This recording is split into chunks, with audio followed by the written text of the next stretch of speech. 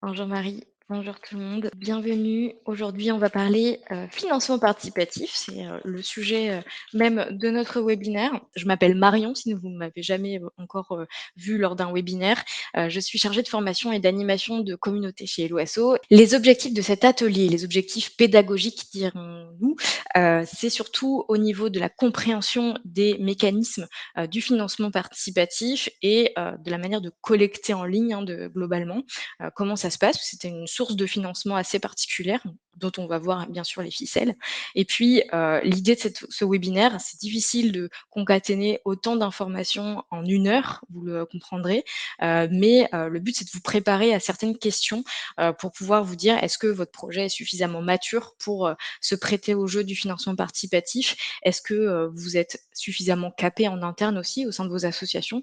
Est-ce que vous avez les ressources nécessaires pour le faire? Et comment vous pouvez être accompagné. C'est surtout ça, mais on va voir grosso modo, tous, bien les éléments nécessaires à la préparation et à l'animation en fait, d'une campagne de financement participatif. Je vous propose un plan en 3 parties. Alors vous allez voir, c'est assez, rapide. On va voir dans un premier temps et en introduction les fondamentaux du crowdfunding.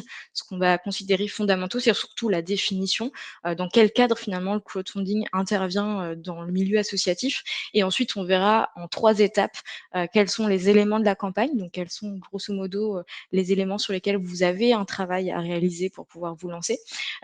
Tout ce qui concerne la communauté, de bâtir sa communauté pour pouvoir aussi réussir sa campagne et de la proposer finalement pour unir toute sa communauté et la fédérer. Et enfin, on verra tout ce qui touche à l'animation, une fois qu'on a préparé sa campagne, qu'on l'a lancée, comment on la fait vivre et comment on gère l'après aussi. Le financement participatif, il faut avoir en tête qu'il s'intègre dans un cadre assez particulier et surtout, il s'intègre dans, finalement, de nombreuses sources de financement. C'est-à-dire qu'au sein même de toutes les ressources que vous pourriez avoir à votre disposition pour financer vos activités ou financer principalement un nouveau projet, parce que c'est de ça qu'on parle avec le financement participatif, eh bien, le financement participatif est une option, est une alternative, mais ce n'est pas une seule alternative possible, pour pouvoir financer des projets. Vous le savez mieux que moi en tant que gestionnaire association, c'est, la possibilité de prêter, voilà, en tout cas de récupérer des subventions publiques ou privées, le mécénat, le parrainage, les dons de manière générale, les autres, sources de financement, effectivement, peuvent vous permettre de lancer des nouveaux projets et le financement participatif en est une, effectivement. Du coup, si on se recentre et qu'on voit, finalement la définition même du, financement participatif, on s'adresse à, effectivement un public très large avec le financement participatif. Le but même, c'est de fédérer effectivement une communauté, mais c'est surtout de s'adresser à une foule, puisque c'est le financement par la foule, le financement participatif. Du coup, on peut, le décrire comme un outil de collecte, déjà de base, un outil de collecte privé, puisque là, comme je vous le disais, on s'adresse à la foule et donc au grand public et donc ce sont des particuliers principalement qui, peuvent finalement, contribuer à des projets de financement participatif, mais aussi, des, partenaires, comme des entreprises et cetera peuvent, très bien faire des dons sur une campagne de financement participatif, mais ça reste un outil de collecte de fonds privés. Mais c'est aussi un outil de communication. Pourquoi? Parce que, lorsque vous lancez un financement participatif, vous considérez, effectivement un projet qui va être lancé finalement, par votre association et donc le but, c'est de faire venir des gens sur cette campagne pour qu'ils puissent y contribuer et donc c'est aussi une manière pour vous de vous faire connaître, de faire connaître ce nouveau projet qui va émerger, de tester aussi peut-être des idées, et tout simplement d'unir une communauté autour de ce projet même. Donc ce qu'il faut avoir en tête, c'est que oui, avec le financement participatif, vous allez pouvoir collecter des dons, mais vous allez aussi pouvoir communiquer. Donc, tout le monde peut lancer une campagne de crowdfunding aujourd'hui. Initialement, historiquement même, c'était plutôt, dans le domaine, entreprise, de l'entrepreneuriat, mais aussi, culturel. On voyait beaucoup d'artistes, par exemple, se financer leur album avec, du financement participatif et donc c'est bien sûr arrivé dans, le secteur associatif, à partir de plusieurs décennies, mais c'est toujours quelque chose qui se fait et qui, prépare, finalement beaucoup de projets, pour les associations. Donc si on récapitule, c'est un calcul assez simple, hein. Il faut, avoir une communauté ou du moins, des personnes qui sont prêtes à, contribuer à un projet avec des participations financières pour pouvoir lancer son nouveau projet grâce au financement participatif. Un petit exemple, puisqu'il y a 2 façons finalement, de pouvoir proposer un financement participatif. La première, c'est, ce qu'on peut considérer un financement mode projet. Ça veut dire quoi? Ça veut dire que finalement, votre campagne, elle va proposer un projet donc à votre communauté, au grand public. Et là typiquement, on a, l'association Le Quartier Généreux qui propose, donc d'ouvrir un café-bar à Montpellier. Et donc ici, vous avez la possibilité de contribuer pour pouvoir faire en sorte que ce café-bar ouvre.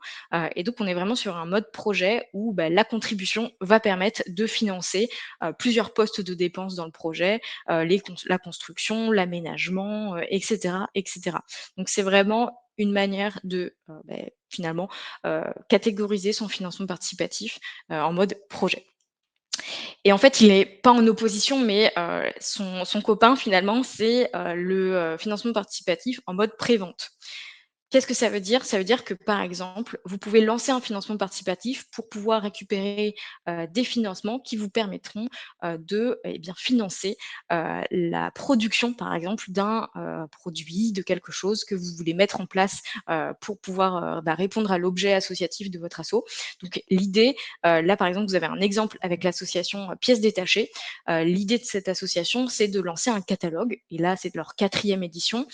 Et donc, grâce aux préventes qui vont être récupérées grâce au financement participatif, ils vont pouvoir lancer, l'édition et la production de leur catalogue. Voilà. Donc il y a le mode projet qui permet de financer un projet au global et les préventes qui permettent aussi de financer, là, un produit, d'avoir ensuite les fonds nécessaires pour le, produire. Hem et il y a aussi une petite différence à avoir en tête lorsqu'on souhaite, se lancer puisque, quand on parle de financement de projets, donc grâce au crowdfunding, il y a une notion importante à savoir, donc c'est l'objectif financier à atteindre, hein. Généralement, on se fixe un objectif sur une durée déterminée. On va approfondir le terme juste après. Mais il se peut parfois que vous souhaitiez collecter, des dons pour un financement, de projet aussi, mais, sur du long terme et donc là, il y a peut-être, une alternative au financement participatif. Si vous êtes dans le doute de savoir, est-ce que je lance une campagne de dons classique ou un financement participatif? Il faut savoir qu'il y a plusieurs différences. Le fond reste de la collecte de dons, mais la forme est totalement différente. Sur le formulaire de dons, par exemple, vous allez pouvoir, collecter, sur une longue durée, au fil de l'eau, sans objectif de collecte particulier. Un formulaire de dons, ça vous permet de récupérer des dons spontanés, n'importe quel moment de l'année, par exemple. Tandis que le financement participatif, il a une durée déterminée et donc il doit s'intégrer aussi dans, finalement, un projet global de financement au sein de votre association. Le formulaire de don, permet aussi de recevoir des dons mensuels, ce que ne permet pas le financement participatif et ça, il faut l'avoir en tête aussi parce que si votre but, c'est de pérenniser peut-être une activité ou, votre association, ça peut être intéressant de, dès le début, prendre en compte, le financement, par le don via le formulaire de don, en comparaison, avec le financement participatif. Les 2 outils finalement ne sont pas incompatibles, ils peuvent être d'ailleurs complémentaires. Vous pouvez très bien vous dire: «Je vais lancer un financement participatif pour, développer un projet et ensuite je pourrai proposer un formulaire de don à ma communauté pour pérenniser les soutiens et les ressources à l'association pour aller plus loin et pour, continuer à garder, cette communauté active pour me financer». Voilà. Juste avant d'aborder donc la première étape qui, sera donc déterminer les éléments, hein, de sa campagne, il y a plusieurs questions à se poser avant de se lancer dans une campagne de financement participatif. Vous pouvez vous poser les questions, suivantes, collectivement, hein, puisque c'est un travail collectif. On va en parler dans l'organisation en interne, mais c'est vrai que, c'est une campagne qui peut être très fastidieuse et qui demandait beaucoup d'énergie aux personnes qui la portent. Donc, c'est souvent, une action, finalement, collective, hein, de lancer une campagne de financement participatif, il faut l'avoir en tête. Du coup, la première question, c'est où en est le projet à financer? Si vous avez une idée de projet qui reste à l'idée, au terme de l'idée, peut-être que, c'est un petit peu trop tôt, puisque le financement participatif, il permet de financer, une partie du projet, mais tout miser dans le même panier pour pouvoir financer l'entièreté d'un projet, ça peut être, risqué. Donc, il faut se dire: «Est-ce que j'ai déjà des soutiens? Est-ce que, par exemple, j'ai déjà, des partenaires qui vont m'aider sur ce projet? Est-ce que, le projet a déjà commencé?» et cetera et cetera. C'est des questions qui peuvent être intéressantes de se poser. Est-ce que les bénéficiaires du projet sont-ils prêts aussi, à la fois à être accompagnés par votre association grâce à ce projet, mais aussi est-ce qu'ils sont prêts à avoir, finalement, les projecteurs, sur eux? Puisque, dans certains cas, hein, c'est pas tout le temps le cas, mais dans certains cas, il y a une forte, une forte audience qui arrive sur ce projet, une forte mise en lumière, si ça fonctionne bien, si la communication, crée cette émulation. Donc est-ce que finalement, toutes les parties prenantes du projet sont prêtes à, accueillir ce financement participatif et à y participer?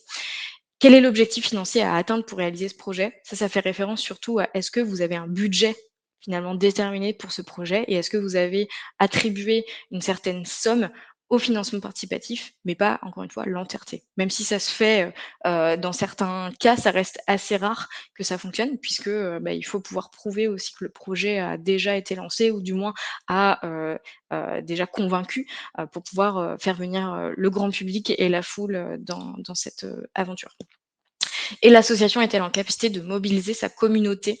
C'est aussi une question à se poser puisque, là, dans ce que je vais vous présenter, on va parler de communauté et donc d'animation de communauté, hein, typiquement dans le financement participatif et donc ça signifie que pour se lancer sur, un financement participatif, il faut déjà avoir une certaine, base solide de personnes, de réseaux où vous pouvez solliciter et qui peuvent avoir aussi un effet de relais. Donc, c'est important de se questionner sur est-ce que, les personnes qui, environnent mon association, sont aussi, en mesure de, créer un élan, autour de cette campagne.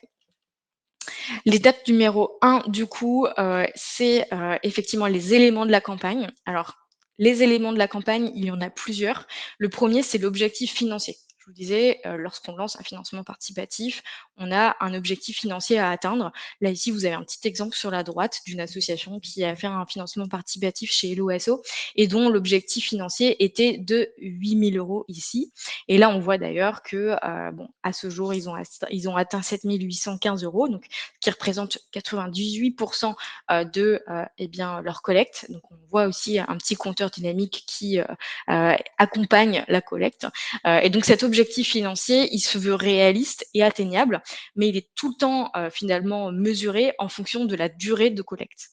La durée de la collecte, c'est souvent une question qui est compliquée en tout cas, un élément qui est compliqué à mettre en place, et à choisir puisqu'on se dit: «Est-ce que, trop, ça va permettre, enfin, ça va finalement, affaiblir un petit peu, notre communication ou est-ce que pas assez, on va pas avoir le temps de récolter, les fonds nécessaires?» Heu, il est vrai qu'on ne collecte pas, 8 000 € en 5 jours, et on ne collecte pas, finalement, 10 000 € en, 2 jours. Voilà, enfin, sauf cas extrême et sauf, grosse communauté effectivement, il faut pouvoir, déterminer un objectif financier, cohérent en fonction de sa durée. Plusieurs tips pour pouvoir, la calculer et savoir quel est véritablement, le bon, ratio. Hem, donc là, ici, par exemple, l'association, elle avait fixé 60 jours, donc 2 mois pour, environ 2 mois pour pouvoir collecter 8 000 €, et ça a été fixé, en fonction, effectivement de, sa communauté, sa capacité à, finalement, la dynamiser et à collecter ces sommes. L'objectif financier, pour rappel, il représente bien sûr le montant que vous souhaitez collecter pour votre projet. Ça ne veut pas dire que c'est le montant total de votre projet, de votre budget alloué à ce projet. C'est une partie du budget. Pourquoi? Parce que si vous n'atteignez pas l'objectif financier et que c'est l'élément déclencheur du lancement de votre projet, ça peut finalement être risqué pour vous et pour ce projet.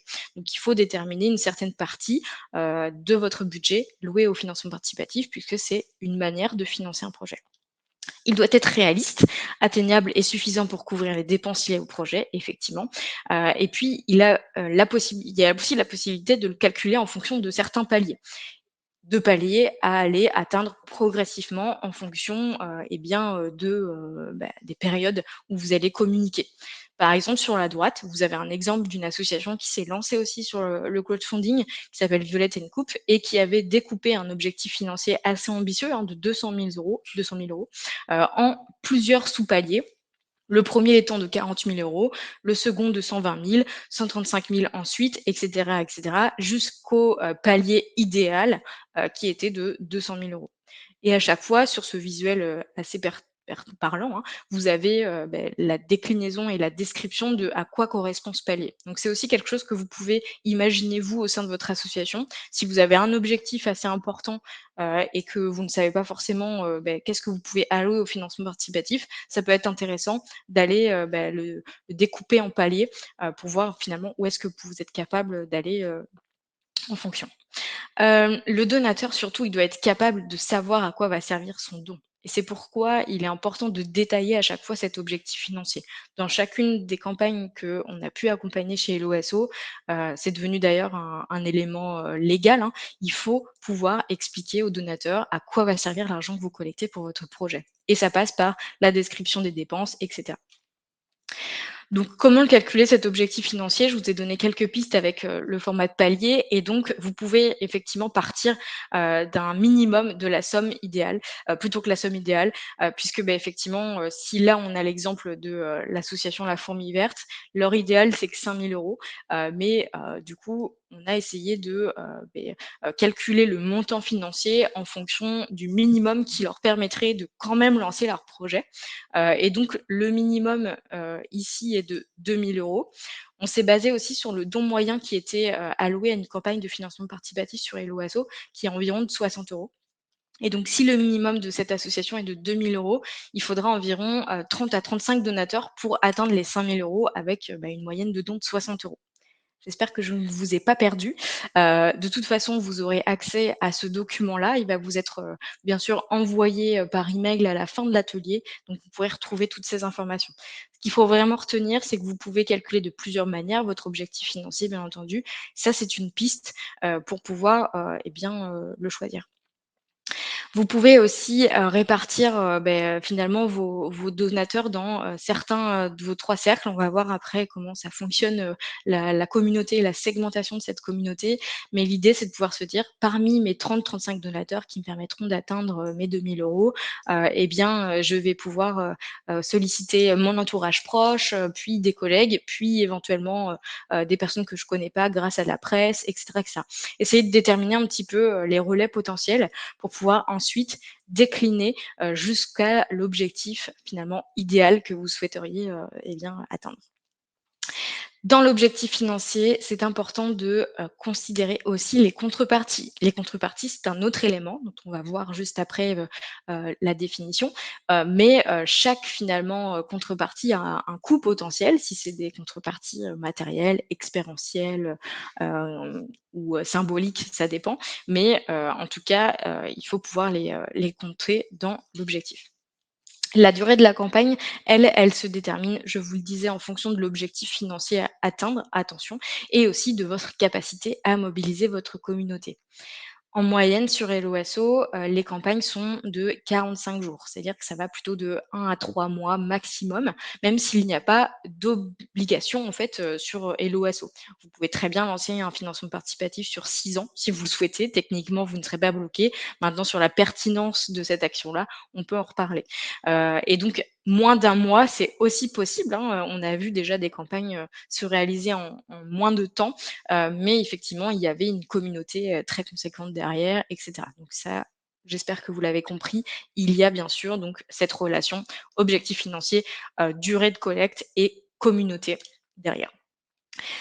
Pourquoi, la durée doit pas être trop longue? Parce que, il va falloir animer votre campagne. C'est la troisième étape qu'on va voir ensemble et donc l'animation de la campagne, c'est ce qui finalement demande le plus d'investissement, au sein de votre association et donc, il y a un certain essoufflement qui peut arriver de la part des équipes qui vont porter le projet, mais aussi, des donateurs et avoir une durée trop longue, on a, un concept, qui est, souvent, qui revient souvent, c'est la procrastination des donateurs.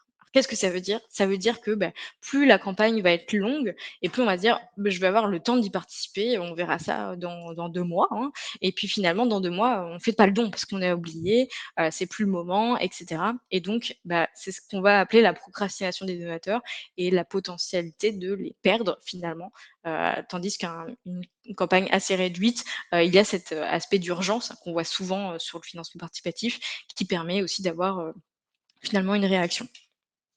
Le deuxième élément de la campagne, c'est le descriptif de votre projet. Donc le projet que vous mettez, finalement sous les projecteurs grâce à ce mode de financement, il doit pouvoir être compréhensible bien entendu par les personnes qui vont, potentiellement y contribuer, et c'est pourquoi vous devez tout miser aussi là-dessus, sur, la compréhension de ce projet et sur son originalité, dans sa description. On peut, très bien, faire, du financement participatif pour un projet qui est pas forcément, très, de grande envergure, hein, c'est pas ce qu'on est en train de dire. Mais par contre, sur la description, il faut être assez créatif. Il faut pouvoir sortir du lot parce qu'il y a une multitude de campagnes aujourd'hui qui, ont lieu, donc sur, toutes les plateformes, confondues. Et c'est pourquoi, pouvoir, attirer l'attention aussi, des futurs donateurs, c'est, important de pouvoir aussi l'avoir en tête.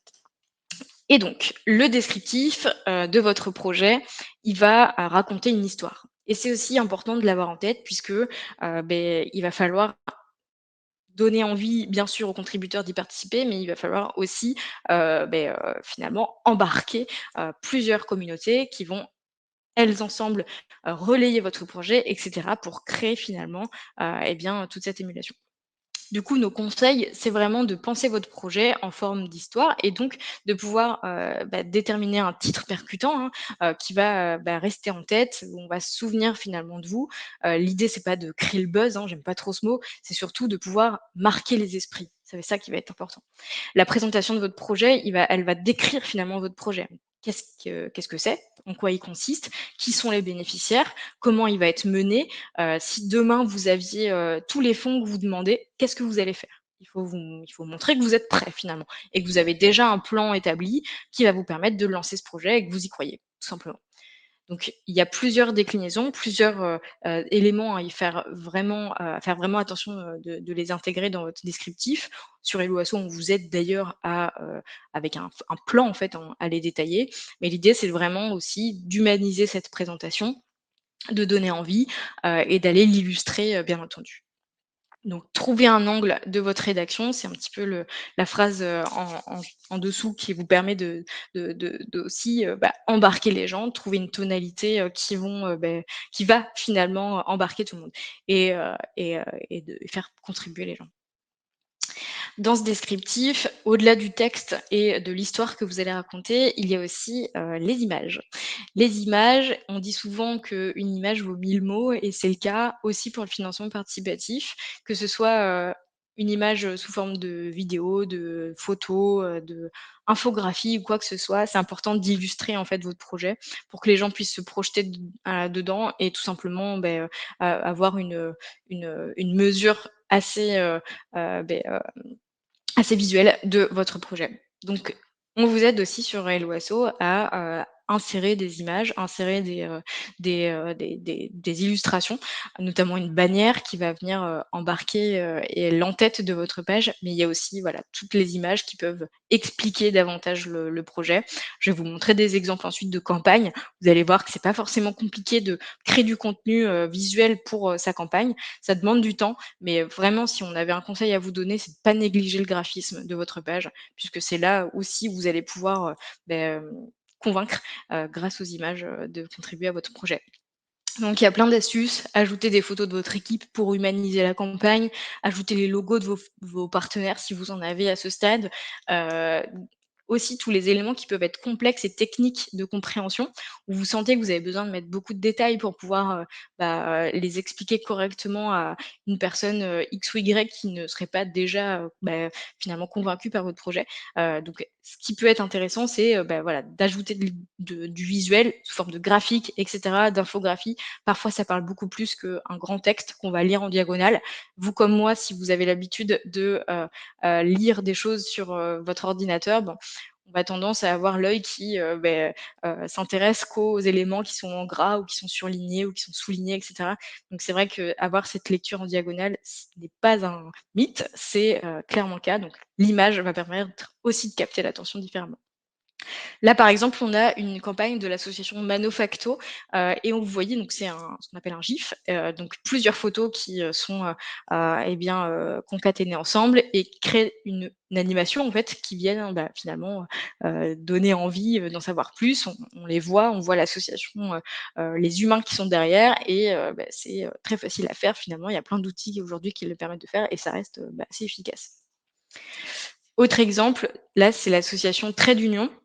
Je vais vous montrer, finalement, à quoi ça ressemble de plus près et en temps réel, puisque là, je suis sur leur campagne, en tant que telle et donc le projet, Trait d'Union, c'est, finalement, des étudiants qui souhaitent, participer à l'Europride, qui est un rallye, finalement solidaire et là, donc on a effectivement une petite bannière intéressante où on peut constater, l'ambiance, du rallye et ensuite l'association, décline son projet avec, des photos, une patte graphique, et une identité graphique, propre à eux, leur parcours, c'est pareil, leur parcours, soit ils avaient le choix de faire, tout simplement une liste des pays qu'ils allaient traverser, soit, visuellement, c'est beaucoup plus parlant, on peut imaginer l'itinéraire et cetera et on est capable, de se dire, tout le travail qu'ils vont faire, pour ça.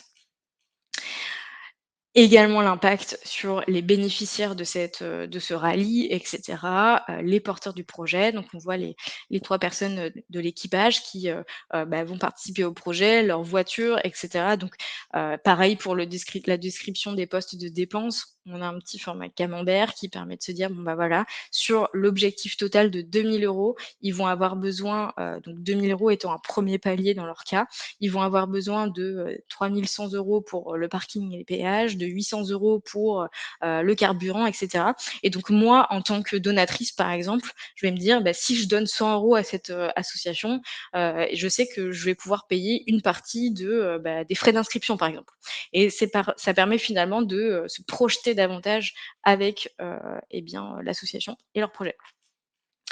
Et ensuite, vous avez la possibilité bien sûr de retrouver, les logos des partenaires, les mises en avant. Les contreparties ici, c'est aussi hyper important, je vais y revenir après, mais c'est pareil, les imager, ça peut être super chouette pour donner envie d'y participer. Je rentre pas dans le détail maintenant puisque c'est, l'étape suivante. Et dernier exemple de visuel, de descriptif de page, vous avez ici donc Reporters sans frontières qui alors a ajouté, une petite vidéo aussi d'introduction. Ça se fait beaucoup, c'est pas forcément nécessaire d'avoir, de grands moyens pour produire une vidéo, hein. Une vidéo de bonne qualité, ça peut se faire avec un téléphone. L'idée, c'est qu'il y a plusieurs, choses à avoir en tête pour en faire une sympa. Mais voilà, une petite vidéo de 2 minutes maximum, ça peut aussi, permettre de bien comprendre quel est, le projet et l'avantage d'y participer. Et là, on retrouve, sous forme de titres, imagés aussi, les sections de la campagne et cetera. Donc c'est aussi un mode de présentation qui peut éventuellement, vous, inspirer. Les fameuses contreparties. Qu'est-ce que c'est une contrepartie? Une contrepartie, elle peut être symbolique. Par exemple, on va, dans le cadre du café-bar, il y a du coup une contrepartie qui peut être, avoir votre prénom marqué sur un des murs, de la salle, par exemple. Ça peut être ça. Ça, c'est symbolique. Ça ne coûte rien à votre association. Matériel, là, c'est différent. La contrepartie matérielle, donc en échange du don, de la personne qui contribue, vous pouvez, lui, faire parvenir une contrepartie. Là, ici, vous avez un exemple, toujours de la même association, qui, propose le café-bar à Montpellier. Là, vous avez un sous-boc pour 5 €, un éco-cup et un autocollant, du quartier généreux. Ça a un coût aussi. Donc il faut pouvoir le mettre en place, et l'avoir en tête lorsque vous faites, finalement les contreparties. Mais du coup, ça, c'est une contrepartie matérielle. Basée sur l'expérience, ça peut être tout simplement de venir, passer une soirée avec l'association. Voilà, ça, c'est une contrepartie basée sur l'expérience. Donc il y a plusieurs formes de contrepartie. Je vous l'ai remis ici, mais le don moyen sur Hello Asso, c'est de 60 €. Donc ça vous permet aussi de pouvoir, considérer quelle est, la valeur, en fait, de chaque contrepartie. Son plan de contrepartie, donc ça va être par exemple pour 20 euros, va y avoir telle contrepartie, 30 euros telle contrepartie, 50 euros telle contrepartie, et cetera et de pouvoir, construire cette grille en fonction de ces éléments. Elles doivent être toujours en lien et en cohérence avec votre projet. On a vu beaucoup de contreparties qui n'avaient rien à voir avec le projet et il y a une perte de cohérence et de crédibilité quelque part. Donc faites attention à ça. Il faut donner l'impression aussi qu'elles sont uniques et exclusives en fonction de ce projet et qu'elles, finalement récompensent à juste titre le contributeur. Même si c'est du don et que, généralement on n'attend rien en retour, c'est un petit peu aussi le principe du financement participatif. C'est, de pouvoir proposer une contrepartie qui finalement est un argument supplémentaire pour pouvoir contribuer au projet. N'oubliez personne, l'idée c'est vraiment de pouvoir, récompenser même les petits dons, des contreparties symboliques. Ça se trouve bien, il suffit d'être un petit peu imaginatif. On a plein d'exemples, nous aussi chez Hello Asso, qu'on pourra vous transmettre. En tout cas, c'est important de pouvoir remercier les gens, et parfois ça ne coûte rien, donc ça peut être intéressant. Là, ici, vous avez un petit exemple de contrepartie qui était assez original. C'était un financement participatif pour, réhabiliter une forêt et donc l'une des contreparties, c'était de choisir en fait, l'arbre qu'on avait envie de planter. En fonction de son don, il pouvait y avoir plusieurs arbres et cetera et donc le donateur, il disait: «Moi, je préfère avoir, des graines de noisetier, une graine de prunier, et cetera et cetera» et donc ça permettait aussi de, vraiment faire intégrer et d'intégrer le donateur au projet. En plus, une autre des contreparties, c'était de venir planter l'arbre avec l'association. Voilà, c'est une façon aussi d'imaginer. Et quatrième élément, c'est la plateforme. La plateforme, alors moi je vais vous parler de Hello Asso parce qu'effectivement c'est celle que je connais, mais ça a toute son importance de choisir une plateforme qui, correspond aussi à vos besoins, qui correspond, à vos, ambitions, et donc l'idée c'est de pouvoir, se faire accompagner d'une plateforme qui héberge bien sûr votre campagne, qui peut vous accompagner, dans une certaine mesure et qui va, finalement, porter votre projet avec vous. Donc le choix de la plateforme, finalement, il se fait, sous forme de comparatif, hein. Vous avez, plusieurs plateformes qui existent, et donc moi, je vais vous parler de Helloasso, bien entendu. Sachez que sur Helloasso, il y a pas de contrepartie, enfin, il y a pas de commission, en tout cas, qui sont prélevées sur, ce que vous collectez. Comme tous les outils, en fait, de la plateforme, tout est gratuit sur Helloasso et donc 1 € collecté, pour votre projet, c'est 1 € acquis et reversé, donc à votre association. Ce qu'il faut savoir aussi sur l'outil, c'est que, vous pouvez modifier vos éléments à tout moment. C'est-à-dire que si vous avez, déjà lancé votre campagne, que vous estimez que vous n'avez pas suffisamment, déterminé une durée, enfin vous n'avez pas déterminé une durée suffisante de collecte, en cours de route, vous allez pouvoir, la modifier si besoin. En restant bien sûr cohérent et transparent avec vos donateurs, on s'entend, mais en soi, c'est assez flexible dans le sens où vous pouvez personnaliser à 100 votre campagne, venir actualiser des infos si besoin et tout simplement, collecter, sereinement. Hem, voilà pour ça. Il y a aussi une chose intéressante à avoir en tête, c'est que vous pouvez émettre des reçus fiscaux sur, cet outil. Donc comme on parle de dons, si votre association est, reconnue d'intérêt général ou d'utilité publique, il est possible d'émettre des reçus fiscaux donc, sur Helloasso avec une contrepartie. Il y a un cadre légal assez, précis là-dessus. Par exemple, pour pouvoir émettre un reçu fiscal en plus d'une contrepartie, il faut que, le montant du don ne soit pas enfin la valeur de la contrepartie ne soit pas supérieure à 25 du don. Voilà, donc c'est des éléments assez importants à avoir en tête. On vous redonnera les ressources bien entendu. L'avantage d'utiliser Helloasso pour un financement participatif, eh bien, c'est aussi, la visibilité. Sur Helloasso, lorsque vous êtes inscrit sur la plateforme, vous avez, effectivement vos campagnes qui sont référencées automatiquement, donc vos campagnes publiques qui sont référencées sur notre moteur de recherche d'activités associatives. Qu'est-ce que c'est? C'est tout simplement, un annuaire qui va venir référencer toutes les associations qui sont inscrites chez nous, mais aussi, leurs campagnes et donc le but, c'est de faire venir du grand public, des personnes qui ne vous connaissent peut-être pas, sur Hello Asso pour pouvoir, finalement, retrouver, vos campagnes et y contribuer. Aujourd'hui, pour vous donner un ordre d'idée, il y a un peu plus de 4,5 millions de visiteurs par mois sur, notre moteur de recherche. Donc ça peut vous donner aussi une certaine, mesure, des opportunités qui peuvent y avoir. Donc en plus finalement de, vous, votre communication, de votre plan de communication et de vos actions de communication, Helloasso travaille sur le référencement en ligne de votre page et pour gagner en visibilité, il faut être bien référencé et c'est pourquoi, ça peut être aussi, une option.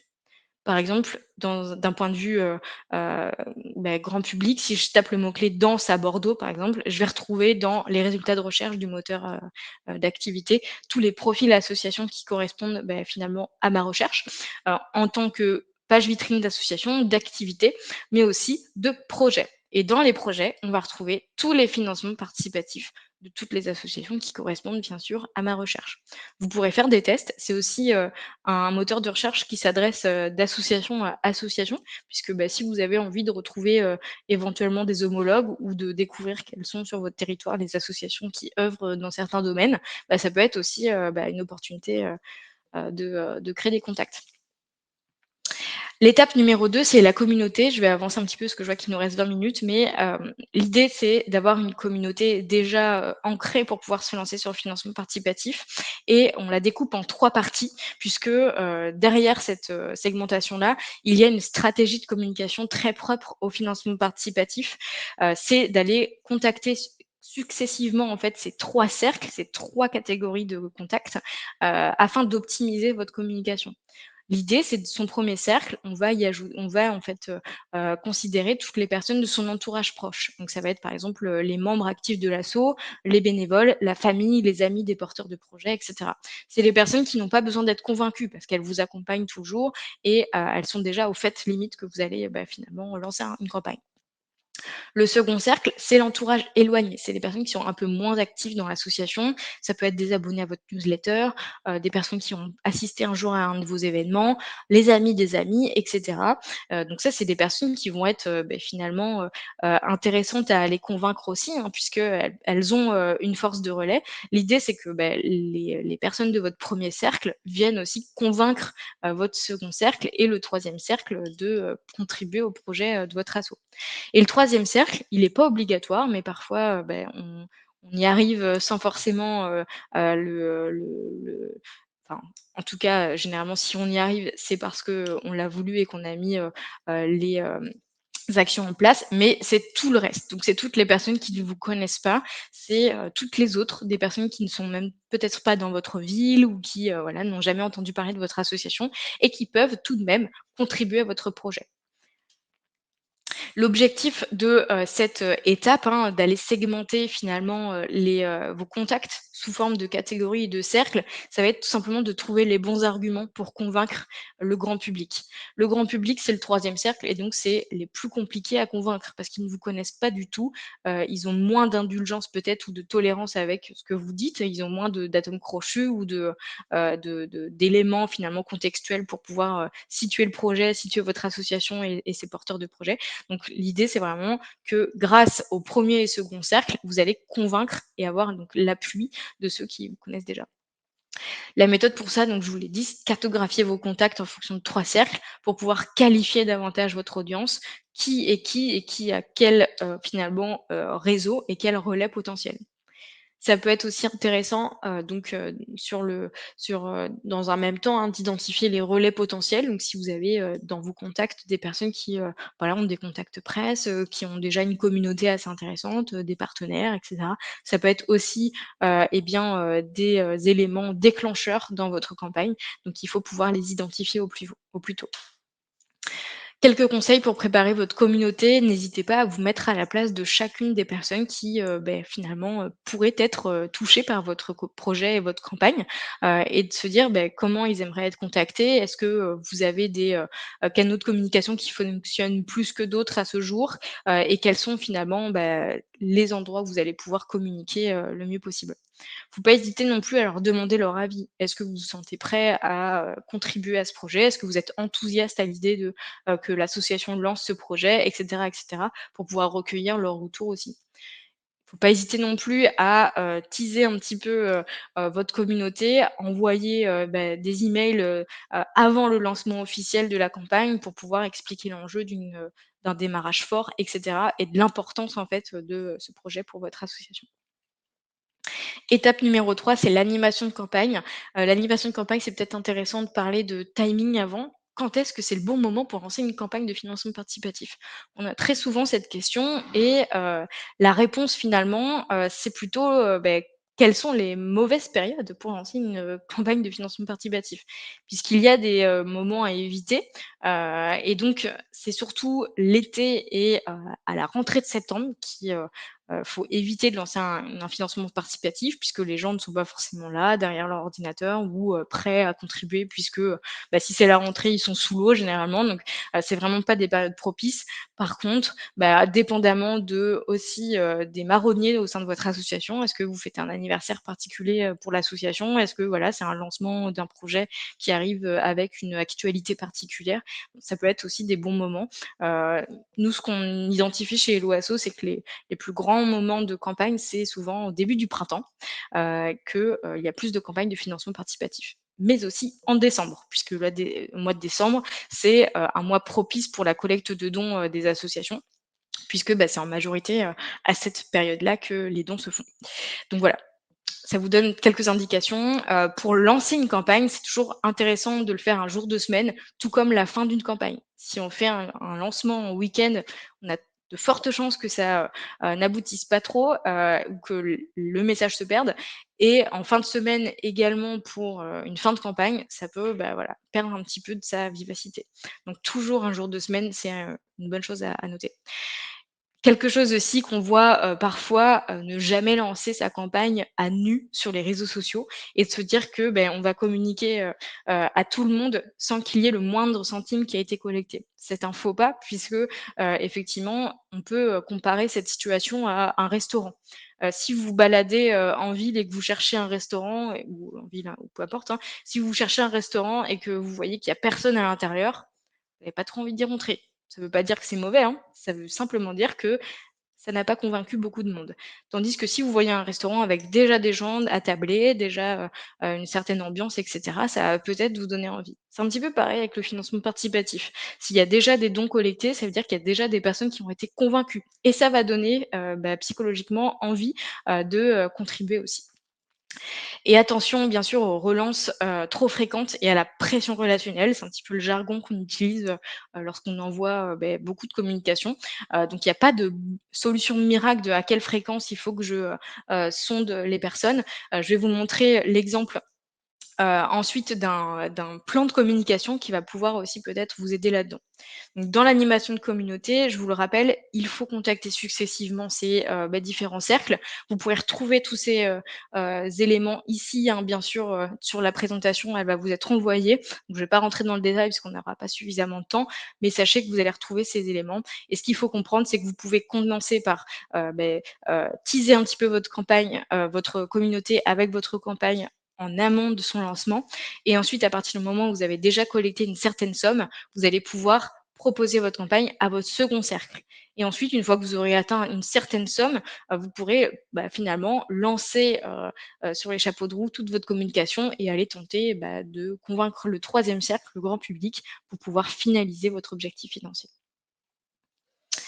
Et donc il y a plusieurs, finalement, outils, qui peuvent vous être utiles en interne pour vous organiser, notamment un planning avec vos dates clés qui vont vous permettre de pouvoir, identifier des marronniers, des éléments, et des temps forts de communication de votre association, de vous dire: «Bon voilà, ça peut être intéressant de communiquer à cette date précise parce que je sais qu'il y a, cet événement qui a lieu ou cette actualité» et du coup, c'est un élan et un argument pour pouvoir communiquer. Une feuille de route, ça va vous permettre aussi de guider toutes les personnes qui vont être impliquées dans la campagne, et notamment de leur définir un rôle précis, de vous organiser en interne encore une fois et de pouvoir, faire des points d'étape sur les avancements de leurs tâches. Un cahier des charges, c'est plutôt un outil qui va aider, des personnes qui seraient plutôt externes ou des personnes qui vont, surtout, s'occuper peut-être de la partie visibilité et la partie, donc visuelle de votre, campagne. Notamment d on pense à des graphistes ou, voilà, si vous faites, différents formats de support de communication, ça peut être intéressant de démontrer dans un cahier de charges des charges, ce que vous attendez en termes de, support, de texte, finalement, format de, communication. Et un plan de diffusion, moi j'attire surtout votre attention sur celui-ci, c'est le plus important à mes yeux, mais ça reste subjectif. C'est un plan de diffusion de vos messages, c'est de pouvoir définir à l'avance quels sont les messages que vous voulez faire passer durant votre campagne. Vous allez avoir le nez dans le guidon dans une campagne de financement participatif et dans l'étape d'animation. Ça va être important de se dire, bah voilà, ça va peut-être changer, mais se dire que vous avez un canevas de messages déjà prédéfinis ou du moins des grandes idées, ça va vous dire, bah, ça va vous permettre finalement de construire votre stratégie de communication en fonction des différents, encore une fois, des différentes dates clés et marronniers de votre association, en fonction de plein de choses. Vous allez pouvoir déterminer finalement à quel moment vous allez solliciter telle ou telle personne, tel ou tel cercle, et de pouvoir lui associer un message destiné. Un exemple ici, vous avez alors c'est, un petit peu petit, je suppose, mais ne vous inquiétez pas, encore une fois, vous allez avoir le document. Donc là, vous avez par exemple, de l'animation de campagne sous forme donc de, plan de diffusion et donc je sais qu'à J+5 par exemple de mon lancement de campagne, je vais parler, d'un départ en fanfare. On a déjà collecté tant d'euros sur la campagne, merci beaucoup, continuez à nous soutenir. Voilà. C'est l'idée générale. Après la rédaction du message, elle peut évoluer, mais c'est bien de se dire: «Bon, bah, voilà, à J+20 de mon lancement, j'avais envie de parler, de, cette chose-là, de ce terme-là, de ce propos-là» et vous avez déjà en tête ce que vous avez imaginé.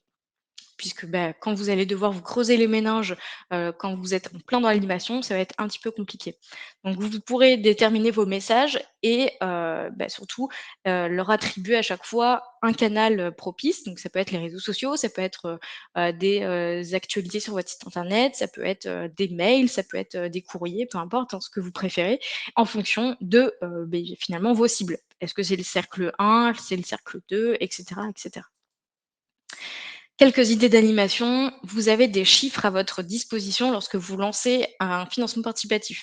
Quels sont ces chiffres? Tout simplement le nombre de donateurs qui ont déjà participé ou bien le nombre de promesses de dons, le montant collecté à date, le nombre de paliers atteints, le nombre de messages de soutien reçus, etc. etc. Ça, c'est des chiffres que vous allez avoir et que vous allez collecter au fil de l'eau et qui vont vous permettre de communiquer. Donc n'hésitez pas à créer des instants de communication liés à ces paliers, à ces nombres de donateurs, etc., etc. Des témoignages. Les témoignages aussi, c'est hyper intéressant. Ça se fait beaucoup en ce moment, c'est assez tendance et ça permet aussi de raconter votre histoire, de raconter finalement le quotidien, en fait, un petit peu les coulisses du projet.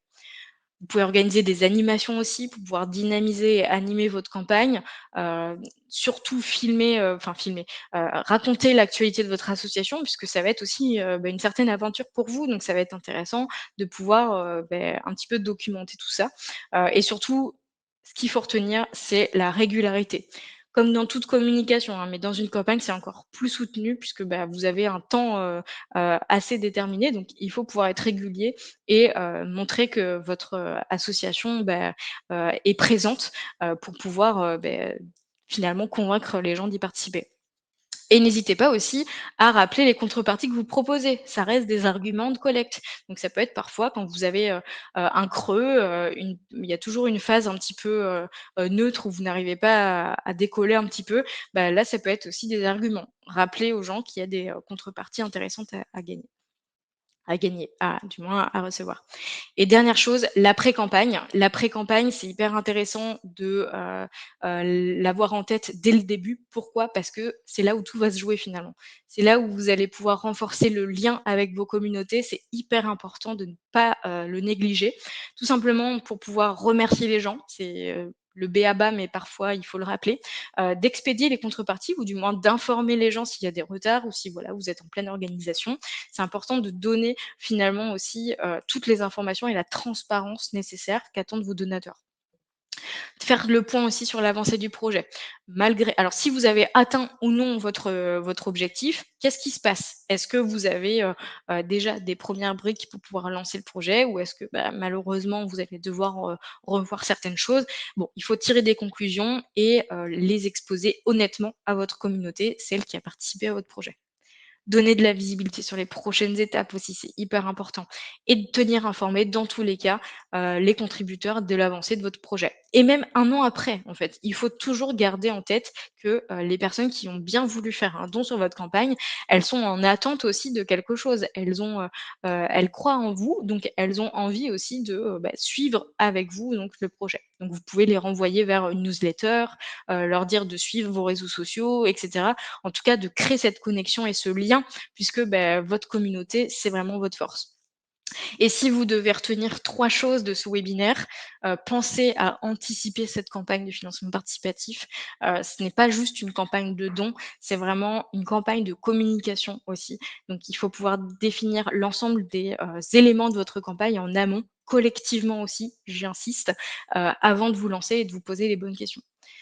Ne négligez pas non plus la partie personnalisation de votre campagne. Il faut pouvoir se dire que votre association sorte du lot, parce qu'il y a énormément de campagnes qui peuvent être, proposées, aujourd'hui et donc il faut pouvoir, convaincre votre communauté, de, participer et d'établir un plan de communication à l'avance. Ça va vous faire gagner énormément de temps. Il y a pléthore d'exemples en ligne. Nous, on vous en propose certains, mais honnêtement, il y a beaucoup, beaucoup d'exemples qui existent pour vous aider à trouver les bons mots, à vous aider aussi dans le choix de votre discours. Donc, n'hésitez pas à surtout préparer en amont pour quand vous serez en pleine animation, ne pas baisser les bras. Et maintenir le lien avec vos donateurs après la campagne, c'est une énorme, chose à avoir en tête puisque, c'est là où vous allez pouvoir consolider et engager votre communauté et vous le verrez bien sûr, votre communauté est votre force dans votre campagne de financement participatif, mais aussi au-delà dans, bien sûr, la réalisation de votre mission, de manière générale.